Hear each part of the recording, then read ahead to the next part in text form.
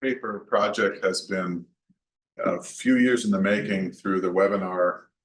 So for a number of you have helped me to help us together flesh out, especially Olga and Felix and Jeremy and Bill, and I apologize if I'm forgetting anyone in part of that webinar. So this comes out of a long meditation and communal participation.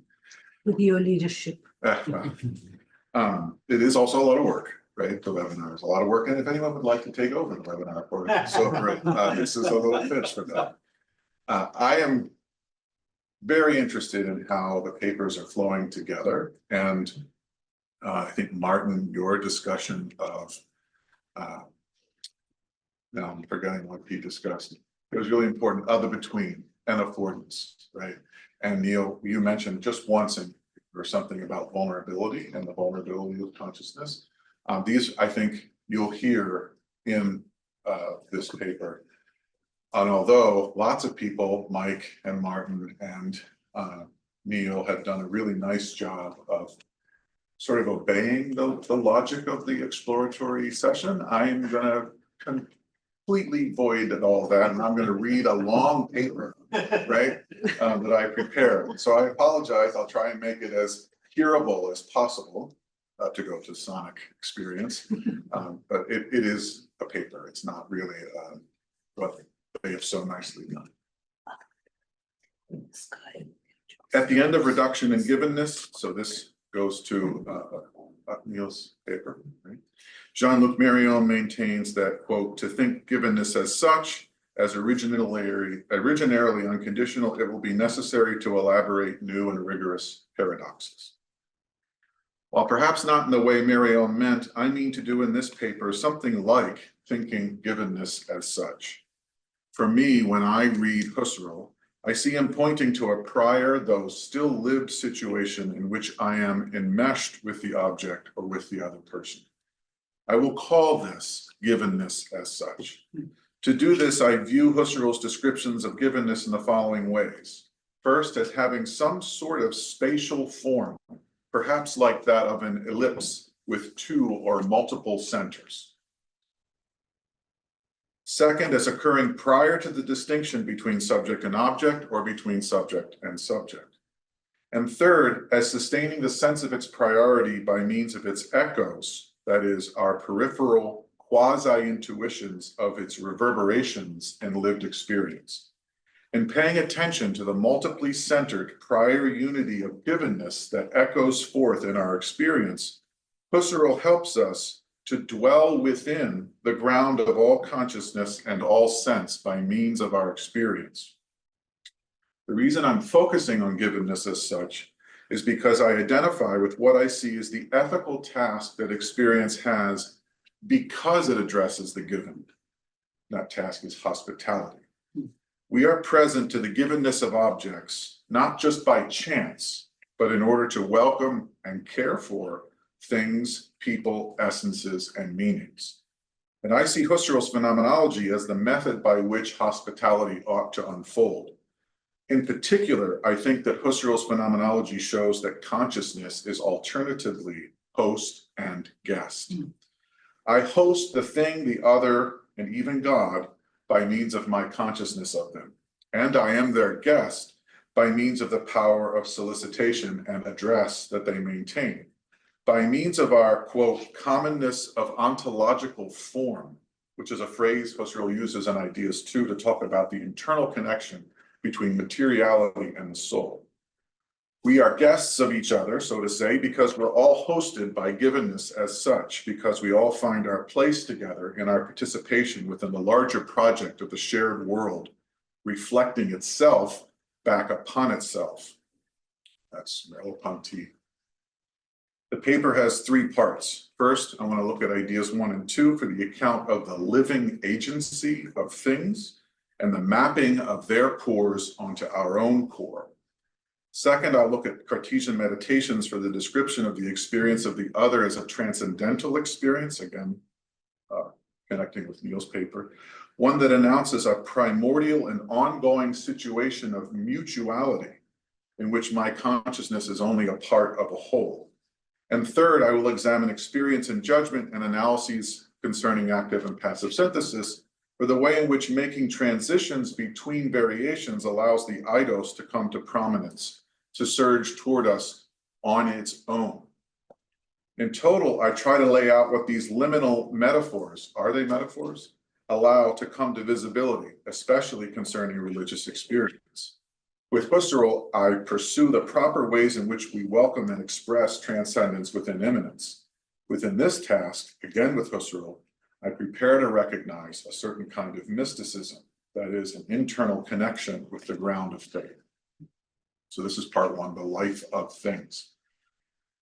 In ideas 1 and 2, Husserl speaks of the Leibhaftig, the lived body is the Leib, so Leibhaftig is the living, but it's often translated as personal appearance or in person. The Leibhaftig character of the object. This living agential quality, if it appears, and I go to Felix in our conversation, and now I have to think through what it is I'm doing, but I'm going to hold on just for a little bit, seems at least initially to be somewhat counterintuitive. How can objects, particularly things like rocks or landscapes or pencils, be experienced as alive? What Husserl means, I think, by way of asserting the living character of things is that intentionality is bidirectional or multidirectional situation or milieu. From within the whole that we call consciousness, we are involved not at first with the separation of subject and object, but with the lived prehistory or the lived priority of their togetherness.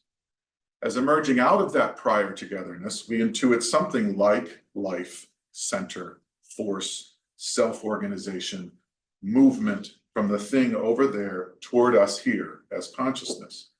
The thing as agential is thus a counter-intuition experienced in reference to our own act of self-intuition. The thing's agency calls to our own. And even if it is a borrowed agency, the thing as Leibhaftig appears as pointing back to the previous unity of itself with us. It is a reminder that what has empowered the thing is that living whole, not just ourselves, the whole, which transcends itself toward a back and forth movement, Husserl zigzag from me to the thing.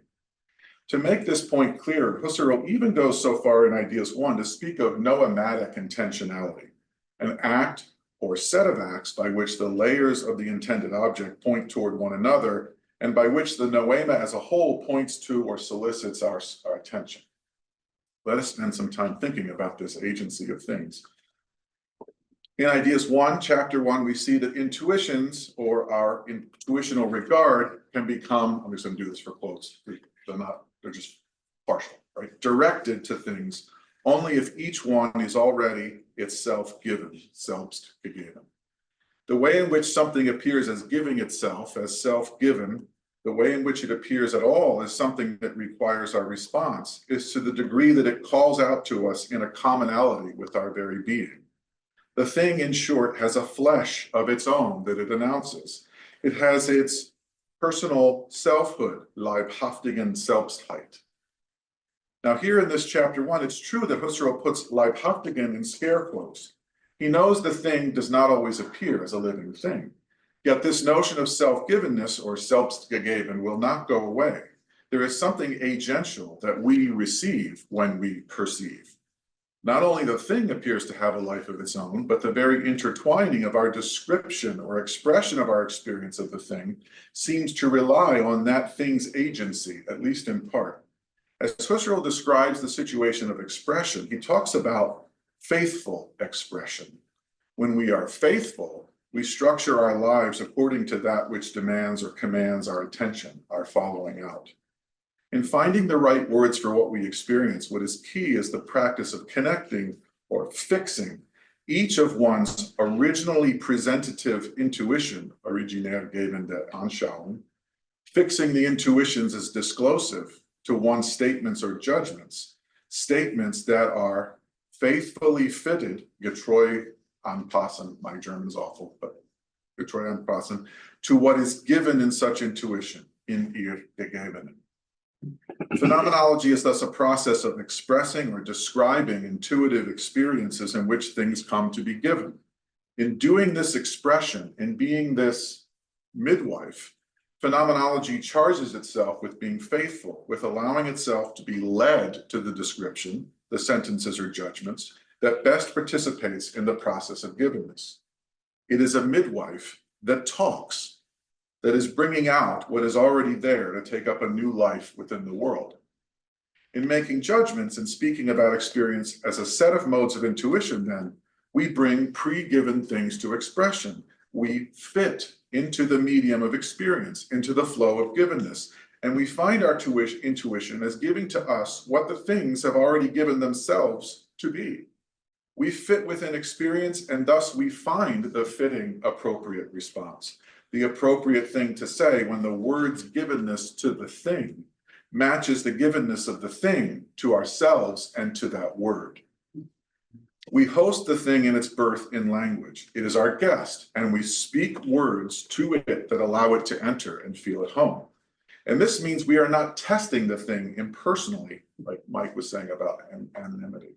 We're not testing the thing impersonally by what we say at a distance from its agency, but rather close by.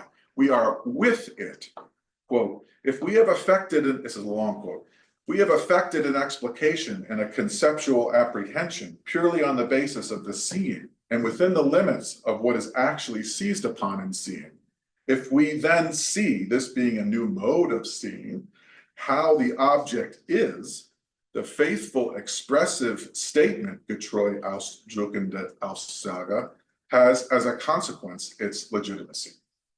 That's the end of the quote. Okay. Husserl's repetition of the adjective faithful here is not accidental.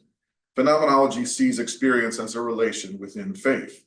We have faith in the things as they show themselves. We welcome them as a guest. The thing, like the divine or the friend or the beloved, reveals itself as worthy of belief and awaits a sign of our understanding, awaits the language of welcome.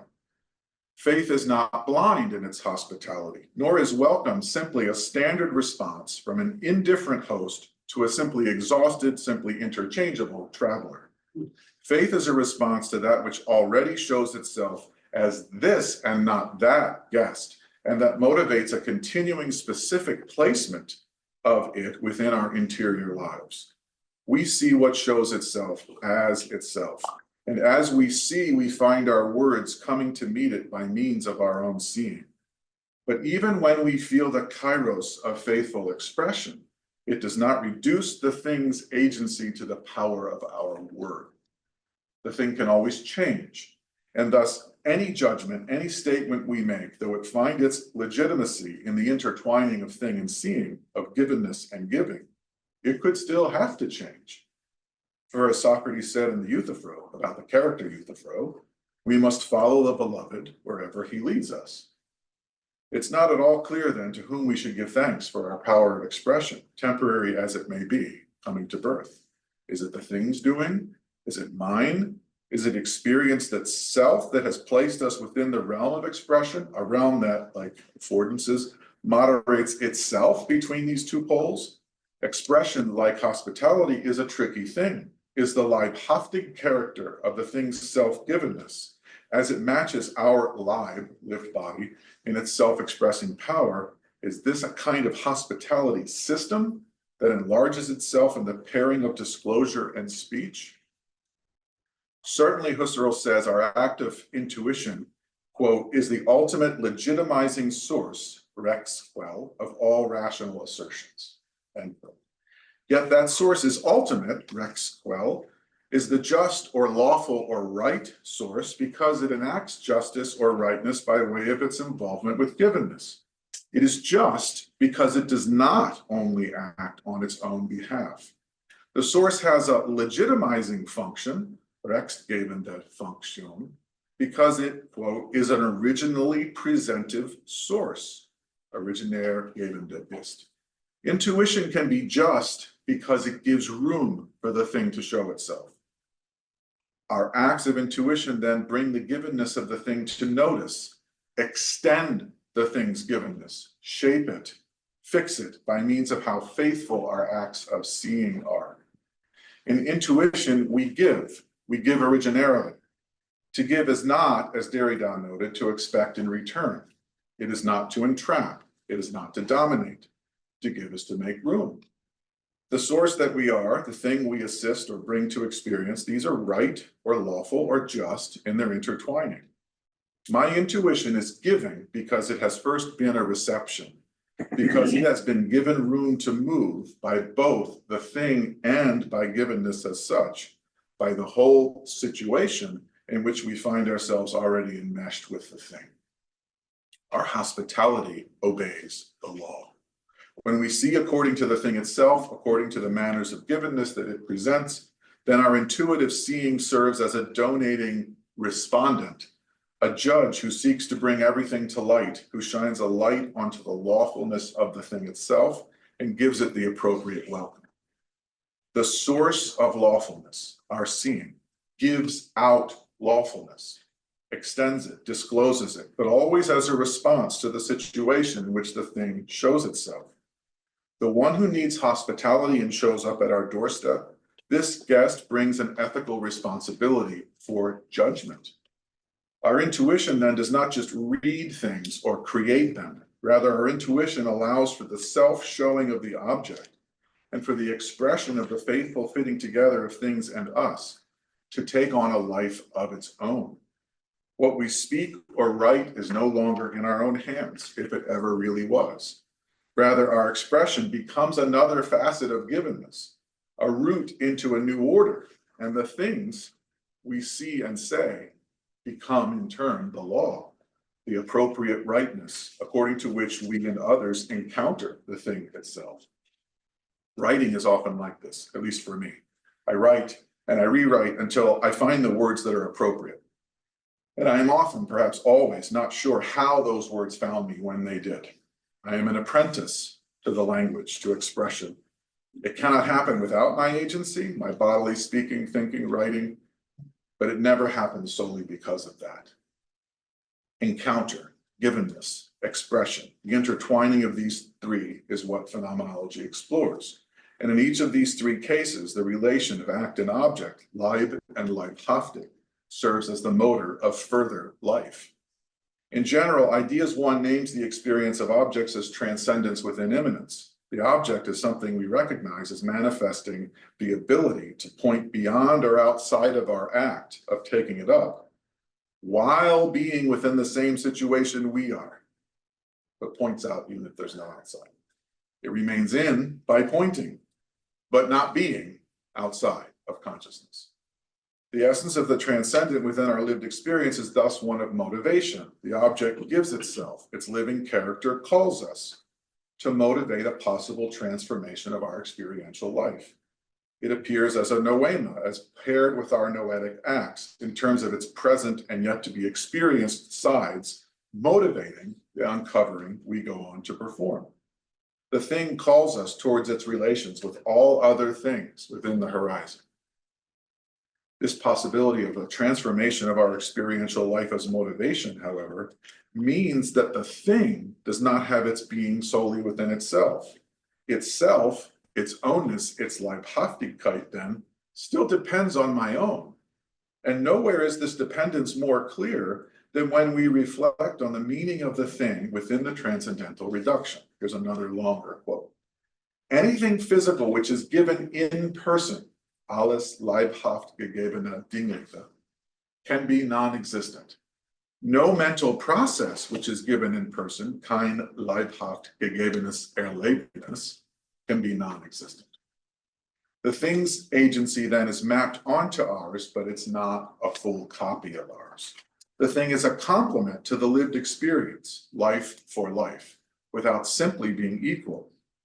One possible manner of description of the thing's agency is that the thing makes a withdrawal from our lived body. Like you go to the bank and make a withdrawal. It borrows our agency, our lived body, and the living character of that lived experience. Every lived experience is also Leibhaftig, right? In order to appear.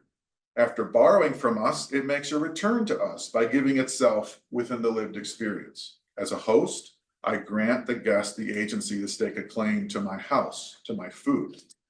But this agency has limits, or at least a set of expectations.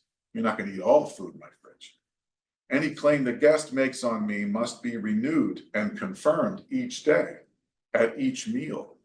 And the very claims of the guest require a relationship between us that tends to have a life of its own. When Husserl says that any perceived object can be non-existent, or that the possibility of the non-being of the world is never excluded, what I think he means is that despite the being of the thing referring to our own, still nothing about our acts guarantees the ontology of transcendence. We are not responsible for the separate being of the thing. As hosts of the thing's givenness, we are only responsible for its appearance of its transcendence, responsible for the appearance of its gift, of its appearing in person at and across our threshold. We are only responsible for the pre-given intertwining of thing and consciousness. That is to say, we are responsible for the thing insofar as, and only for as long as, it is with us. All this talk about the Leibhaftig character of things, though, helps to bring Husserl to a central question. Is a lived body necessary to consciousness? Much like his discussion about the separability of the world from consciousness, Husserl maintains here that having an embodiment is not essential to what consciousness is. Quote, longer quote, the existence of a nature cannot be the condition for the existence of consciousness, since nature itself turns out to be a correlate of consciousness. Nature is only as being constituted in regular concatenations of consciousness. Consciousness, in other words, is the embrace of transcendences by acts of recognition. Consciousness is not set in motion by the lived body and its participation in a set of relations we call nature. Consciousness is self-grounding. It is not conditioned by there being a nature. Consciousness is its own reason for being. That's all familiar. You're all read all that stuff. But that's not all there is to say. Consciousness as something separable from nature or from a body does not resist or negate the lived body. Nature is not the cause of consciousness, it's not the motor. However, anything we experience as related to nature, including our lived body, means what it does because we experience it. To say otherwise would be to diminish both body and consciousness, which are far more intimately entwined than the relation of possible condition and actual existence. In short, whether or not consciousness must be embodied, we can see that the fact that our consciousness happens to be embodied now takes even more of a central position. The lived body is the occurrence of an internal relation between my power of recognition and nature as such. My body is of and can be viewed as part of the world. As part of the world, my body can recognize the Leibhaftig powers of things themselves. As host, I am made of the same stuff, the same vulnerabilities and needs as the guest. I am made in their image and likeness, and vice versa. The vice versa was the really bad, terrible part. But unlike where I teach, there's not a crucifix in every room, so I think you're marking yourselves out by who's laughing, who's not laughing. Just let you know. In order to name the singular way in which the lived body is constituted by consciousness, even as it owns its body, Husserl says that consciousness as embodied is an annexation, in that in being embodied, it loses none of its own essence and can take up into itself nothing alien from them to its essence. Consciousness can take up nothing that is alien to its essence. To be within or as a lived body is for consciousness, my own consciousness, to be annexed. It is to be placed, or if you will, compelled to take on the status of a traveler, a guest. My consciousness as embodied means that I am set forward on the path toward and within the world. It means I am given over to hospitality as one who also sojourns here. I am given over to the task of forming meaningful, welcoming relations to all other things who appear as similar flesh. I have no aliens, no radically strange others to whom I can refuse recognition or entry. So clearly, to Neil's point, I'm no longer within the realm of Marion, right? Light and ideas one, when Husserl returns to reason as his theme, we still see the necessity of the thing as Leibhaftig. Husserl asks these questions. What can we rely on as rational showing, as a lawful unveiling of what is and remains true? These are the questions we occupy ourselves with, and the standard of rational evidence appears to be an intuition. Reason then starts and depends on objects being capable of being given, quote, in the mode of itself in person, Leibhaft. Each object must be self-presenting, alive, from the concrete to the abstract. Noematically, Husserl says, we find the living character of the noema fused with the pure sense, mit dem puren Sinne verschmolzen. To be self-governing and self-presenting, to be Leibhaftig, is to be mixed all the way down with Sinne, sense. Its agency, its life, its sense is not added to the object. In fact, Husserl suggests it's because the living character of the object is mixed with sense that the object can have a claim to transcendence at all, in terms of the tree appearing to be beautiful or valued when I do in fact value it or see it as beautiful. To take a rational position on a situation or an event or an object is to see the life of the object belonging with its sense. It's also to see the position, the judgment, as belonging to the sense in its very life. Quote, position belongs, gehört, to any appearing in person on the part of a physical thing, zu jedem leibhaft Erscheinen eines Dinges. This is continuing the quote. It is not just somehow one with the appearing, it is one with it in a peculiar manner, end quote. The life of the thing sustains the taking of the position. In fact, when I see the thing rationally, the position or judgment I take is rationally motivated. The thing is given to me as precisely calling for this position, this judgment. I look into it and see what it is I need to hold to, which evidence, what to think or say. Might be helpful to remember that Husserl also talks about noematic intentionalities in Ideas 1. This is again a longer quote. The intentionality of the noeses is mirrored in these noematic respects, and one feels oneself forced, gedrängt, to speak again even of a noematic intentionality as a parallel of the noetic intentionality. Although he puts the words noematic intentionality and parallel in inverted commas, I believe he has to be committed to this noematic intentional parallel. The noema leans in toward the noesis. The noema has agency. It forces. When we turn to Ideas 2, we see a continuation of the notion of things in their Leibhaftig self-givenness. Somewhat interestingly, the clearest articulation of the thing's agency appears when Husserl is describing the pure ego. He asks this question, is the pure ego free from the embodiment with which it is interwoven? Again, his answer is yes, it's thinkable. Right?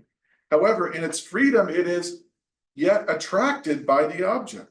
This means the ego, even as separable, is a point of sensitivity, a home for, quote, excitations, Reise, from the objects. Excitations from the objects. The ego is a power of allowing these excitations to intensify, and it's a beautiful line, to knock at the door of consciousness. That's what he says. So the ego may not be itself corporeal. However, in its annexation with or of the body, it evinces corporeal structures or acts. It shows receptivity, the capacity to be touched. It may not be enclosed within the body, like a castle within walls. However, the ego as an absolutely individual self-identity is still porous. It's still fleshly insofar as it can become stimulated or excited.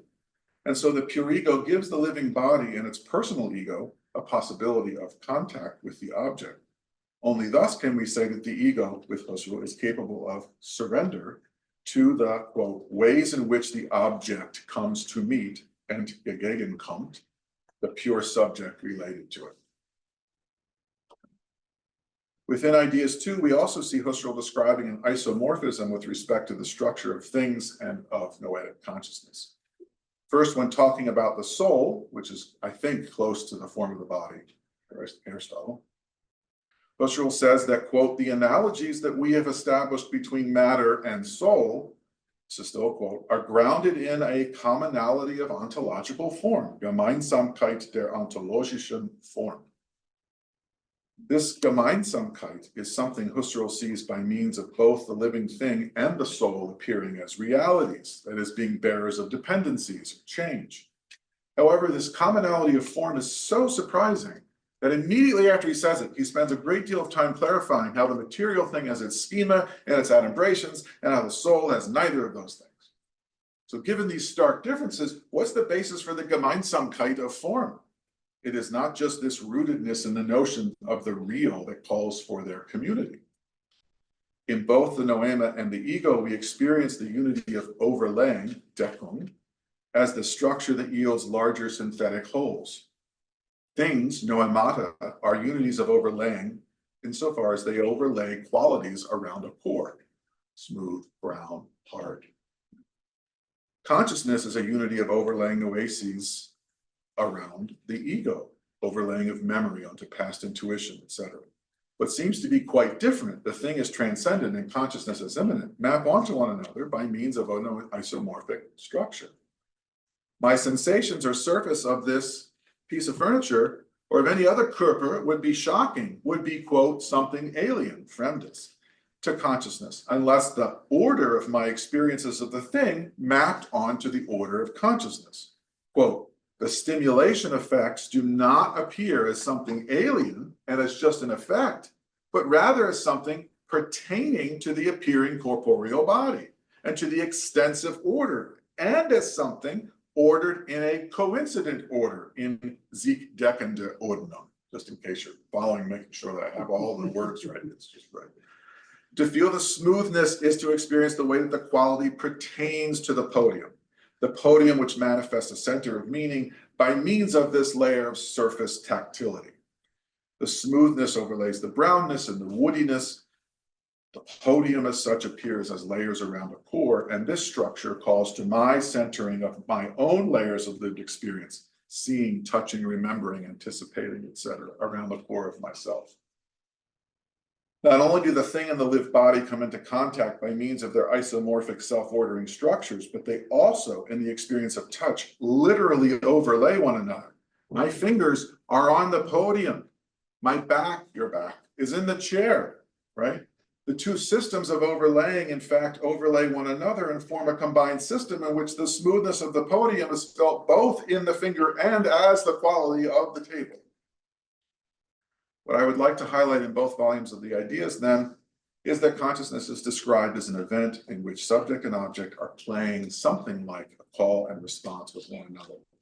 We are made of the same syntheses and principles and are stuck within the same situation within givenness as such.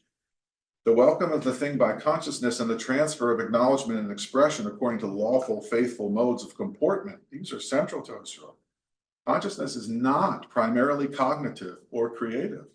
It is a coming to sense of oneself and the thing within the field of givenness. I know it seems like I'm stealing your work, but I actually wrote it before I heard yours. Our isomorphic syntheses of self-overlaying are the deployment of a commonality of ontological form. It is this commonality that has its roots in presentation within the quasi-intuition of the life, the solicitation, the self-centering of things, even simply material things. That's the end of part one. I was going to take 45 minutes. Am I okay? You're going to tell me. But I'll stop at the end of section 2 if you want me to. You're the boss. You have 25 minutes.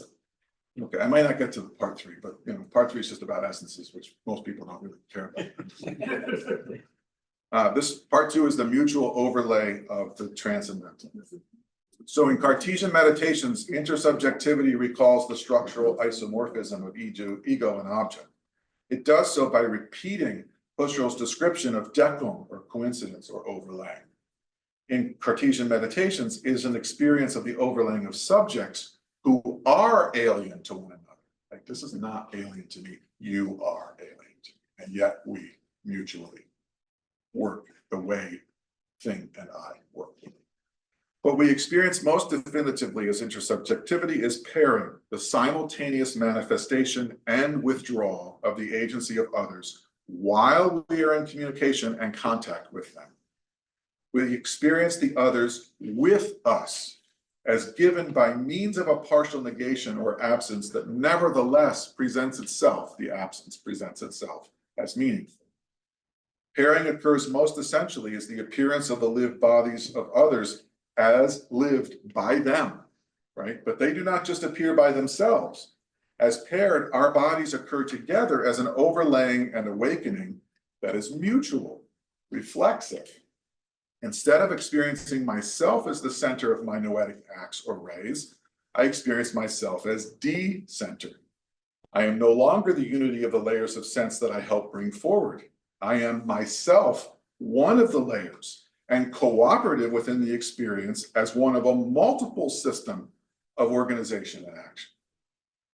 Like, I have no idea what you're going to say, right? So I'm saying this thing, but I already know that stuff's going to get real in about 48 minutes. Right? What I would like to highlight here is that the experience of the other person is at least in part a transcendental event. It is not simply the experience of this person or that one. It is the lived experience of any alien lived body, any person as such.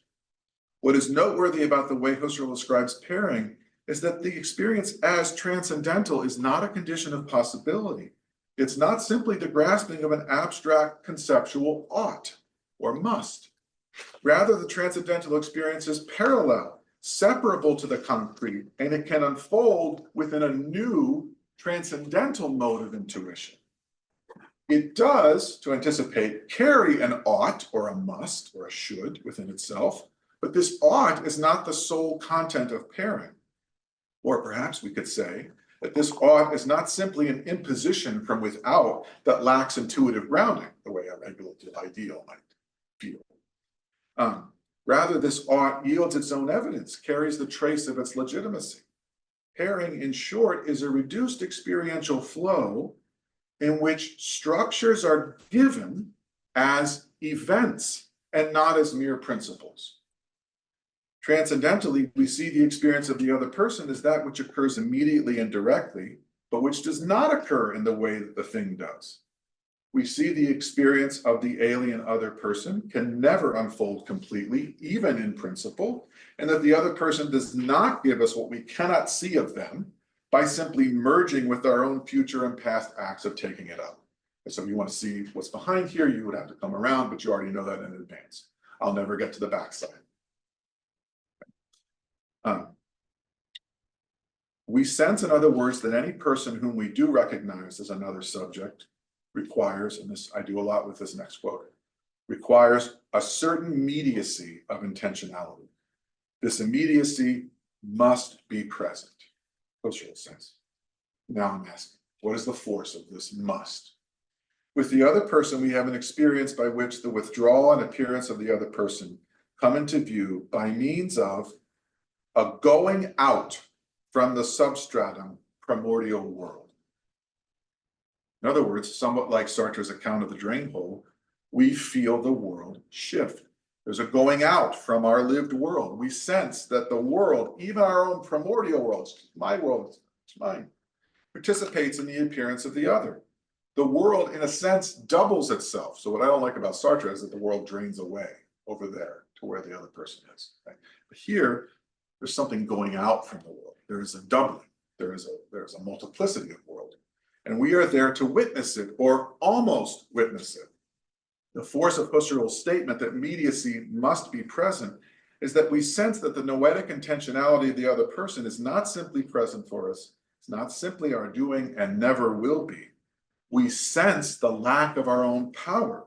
And we sense beyond our lack that that lack is made whole by our shared background.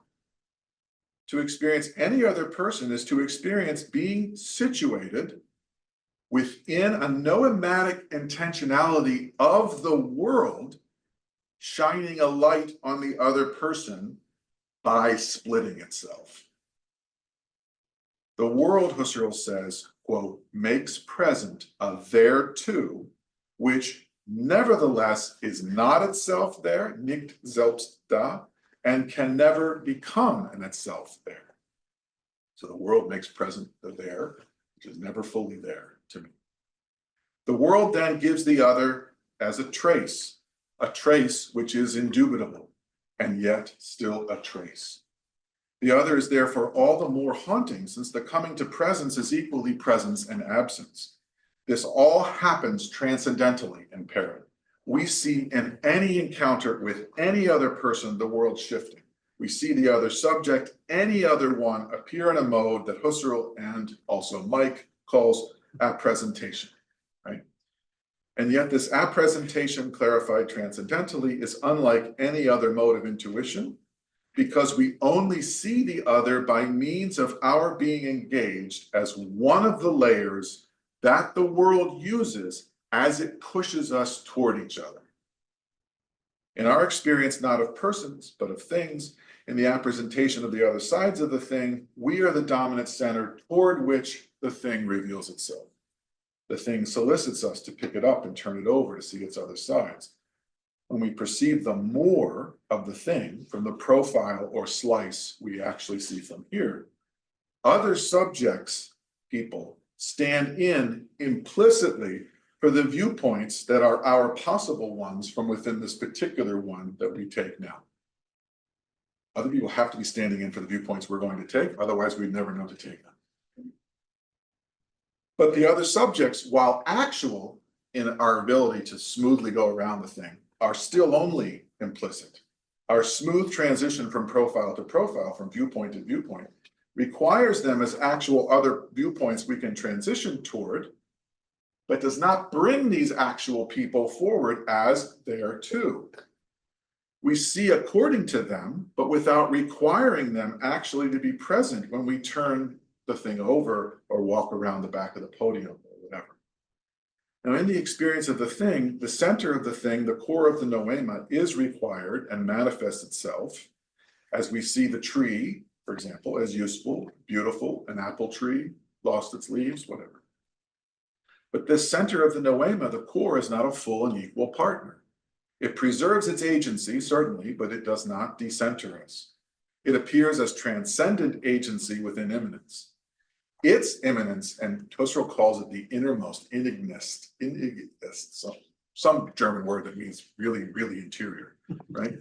He says that. I looked it up once and then forgot it. Right? Its immanence, its core, calls without speaking, or rather the agency of the thing is prior to speech, prior to the distinction between speech and silence. If it makes any sound, it knocks at the door. In the appresentation of the other person, however, we're no longer the dominant center. The other person decenters us, and in so doing brings us toward the experience of both of us being involved within an experience that happens by means of our being surpassed by each other. Within pairing, we are towards an intuition that is not just for us, but for the sake of the relationship itself. The transcendental experience of the other person then is not just a layer of the world appearing within a splitting off or a doubling. The transcendental experience is the reckoning with how we are made to be layers of a larger thing that is not just our consciousness of meaning. Our relationship, in other words, has its plans for us. You ever broken up with somebody and then you walk across campus and there they are and you're like, right, that relationship has its plans. It's a third thing. In the fifth meditation, Husserl maintains that the lived body of the other person marks itself out as subjective. How does it do this? It does this by making demands on us that we discover are demands we have agreed to place on ourselves.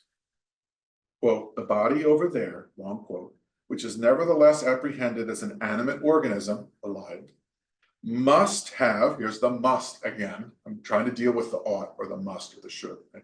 Must have derived this sense by an apperceptive transfer from my animate organism and done so in a manner that precludes an actually direct and hence primordial showing of the predicates. End quote. Again, an experience of a demand, a must. What is the force of this demand and how phenomenological is this demand? Can we actually see it, right? The force is experiential. It comes from the experience as a medium of shared mutual agency. We feel the lack of predication, the lack of being able to say what is happening and what it is. the lack of logical development within the experience of the other person. We feel that. We cannot therefore trace this transfer of sense from our body to theirs, just as we cannot fully witness the world's noematic intentional ray going out from the world toward the other. And yet we feel the transfer just the same. We feel the loss of sense or its doubling. Our very body participates in the synthesis of self and other and leads us into the relationship by acting behind our backs. It's no accident that when people live together, certain things happen, whether or not they intend them to happen. Bodies call to bodies, right? And that could just mean friendship. It could mean other things, but bodies transfer sense. The gospel story of Jesus and the woman with the hemorrhage might be helpful. He feels someone who has touched his clothing by means of the power leaving him, but he cannot place the source of the touch. Who touched me? He asks. And of course, no one but the woman herself can answer. Husserl further clarifies the way the layer of the world, the layers of embodiment, transfer sense to the other person. Again, we notice on the transcendental intuition that the immediacy of intentionality, which is both ours and not ours, happens by means of passive synthesis. There is an intentional overreach. This overreach occurs by way of a living mutual awakening and overlaying of each with the objective sense of the other. That's a longer quote. We awaken to each other as if from sleep. We overlay each other without being able to trace a beginning or an ending to that overlay or transfer. I wasn't ready to have a kid, and then I was. The very first moment. Right? I cut the cord and did not faint. Why? Because, it's a great job, but why? Because I was ready, even though I wasn't ready. Right there it was. On the level of the transcendental, then we have a coherent intuition with gaps that marks itself out with those very gaps as bringing something invisible to visibility. We awaken to each other. We notice the invisibility of the agency of one another. We act on each other. We change places. Our bodies have welcomed each other as guest and host. What is invisible is also the primordial togetherness that we come home toward in our encounter with other subjects. The other appears to us as absent and yet present, but they do appear. It is the mutuality of the overlaying that is the clue or the trace of the primordial togetherness. And the mutuality does not quite appear, yet it is felt. It is a transcendental insight. Does that mean time to stop, or does that mean 10 minutes? 10 minutes 10 minutes. to stop, including questions. Including questions. So I'll read like 3 paragraphs, tell you 2 things briefly, very briefly, and then whatever you want to do with the last minutes. I walk through a crowd. There is a minute system of accommodations that usually allows all of us to walk on a street without bumping into one another. We can sense the togetherness in our movements in the accommodations. We are in a religious service or at a football game, if they're different. And a prayer, I went to Penn State, they are not all that. And a prayer or a cheer is experienced as something in which we all are engaged. It is the togetherness that we feel, even if momentarily. Something like that is the experience of mutuality, multidirectionality, being rooted in an unfolding of a prior commitment to each other. Mutuality is its own source. Mutuality is its own source. It does not reside in choice or reflection. It arises in its own way as an indication of itself, as an indication of us having more shared power than we are immediately responsible for. Transcendental experience, whether of an object or of pairing, is a gift. It shows to us that our home together, that relationships of such, are experienced in some quasi-intuitive manner as mutual. Transcendental experience of pairing shows we exist together before we form explicit relations. We experience ourselves in our awakening as already bound up together, as intentional layers in a system that thinks or constitutes us as constituting each other. The constitution as the larger system constituting the very power of constituting in me.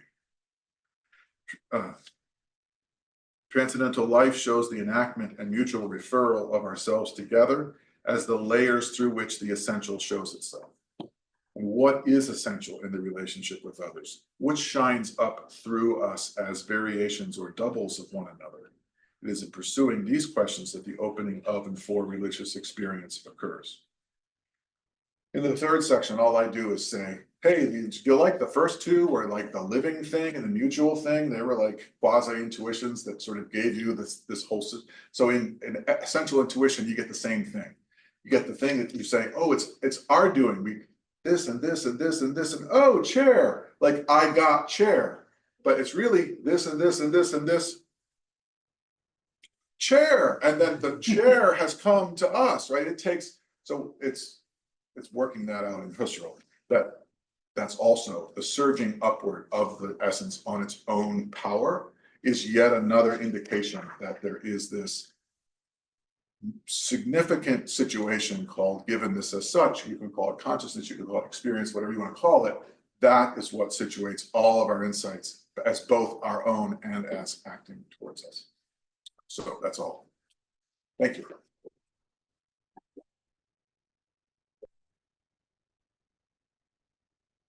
Very much, Peter. We have a few minutes for discussion, so please be Ronnie, please be brief. Thank you for your wonderful talk, Rachel. I wonder, I realize that you kind of integrated your thesis on the layered phenomenology into this reading, and I guess this is a more current take by you. So either the layered thing was a kind of an intuition that you yourself were not ready to come to full awareness to its implication, or if you can indicate, I mean, the promotion or maybe the way you did between these two stages, because here I see something which is much more take into account the aspect of the whole. Yeah. As something which is dominate the entire trajectory of phenomenology. While there was a kind of zooming in into different. So if you can say something, put it in your words regarding these two. That's a very nice way of saying, hey, you recycled old material. I think you're right. I don't think I realized what. I love Merleau-Ponty, and I think that his reading of Husserl is absolutely correct. But what has always made me uncomfortable is when he gets rid of transcendental discussion, really. And I was looking for a way to say transcendental phenomenology, which I'm convinced is really important, is still possible, even with discussions of flesh or discussions of like other selves in the human world. Like this just, I wanted that to be true. I wanted it to be a smooth transition between Husserl and Merleau-Ponty because I believe in Merleau-Ponty's reading. And it just, the thing about chair, I woke up to the Leibhaftig character of things. I'm like, what are we doing with this? I don't know anybody who's actually made sense of what that is and why it keeps reappearing. And so I felt like that led me to this. It wasn't just me. I mean, I am an idiot, right? So it took me a long time to figure that out. But I think it's also where I think Husserl's going. I think he kind of bridged between the ideas one and the ideas two, Yeah. which is something that is in need of bridging. I mean, it's not that there is no clear sequence or whatsoever between the two, because we were discussing it with Stein's involvement and also Faulkner. So I think this piece is kind of, I don't know if this was your intention to bridge these two aspects and actually rehabilitate the transcendental phenomenology within this life world conception. If I think you say a lot better than I do, so I'll give credit to you. But that is, I like that. I want to do that. And I, you know, to do that means to let go of all kinds of things in ideas one that I'm just not taking on. So real Husserlians would say, well, you're not doing much with this thing. No, I'm not doing stuff with that. I don't care about that. I care about this, right? So can I do that? I don't know, but that's what I'm doing. So, sir, please. Going back to the very beginning when you're talking about givenness of objects and how to respond to objects and how those are kind of interrelated, By the way, I really like this whole thing. I think it's really cool that we had the seminar before. It came out of it. Yeah, and what I was really thinking about there is, this is really about how error is possible and how truth is possible, even though how error is possible. And does he really give a good account of that? I need to think about that, and I love what you just said, Jeremy. I don't know how to answer it yet, but I really like. Yeah, Neil was next. No, not Neil, please. I'll make this brief. So if I hear you correctly, and I think this is really interesting, in some ways you're saying that the kind of ethical relation is intrinsic in crude terms to the relation between the subject and Yes. object. We're not talking about a prescription here. We're talking about something that is necessarily descriptive of the phenomenological relation itself. If that's true, how do you account for the failure of reciprocity? How do we account for the failure of hospitality? If these are intrinsic features of the relation, what accounts for their breakdown? I think it's a great question, Neil. Now that I can no longer talk about covering up, I don't know what to say, but that was gonna be where I would go, right? That in some sense, it is, if there is failure, like in walking down the street together, and sometimes people do bump and then there's a huge collision, but even in that experience of collision, it's like, that's not the usual thing, right? And so maybe, I'm not sure, again, I'm not sure about either of these. I'm talking my way through it, which I shouldn't do because it's almost time. But I think maybe we have to go back to what Husserl talks about with respect to normality. Like maybe truth has to involve some sense of the ability to bring things sufficiently close in a normal way to be able to do justice to the faithful expression. And my out is faithful expression really seems to be a condition of the possibility of truth, right? It's not simply seeing. It is seeing that it allows itself to be sedimented into the extension of givenness. We're not just reporting givenness, right? Our hermeneutics actually changes the tradition or the trajectory. Sorry, we are out of time. I apologize. No, We need to continue. Thank you, everyone, for listening.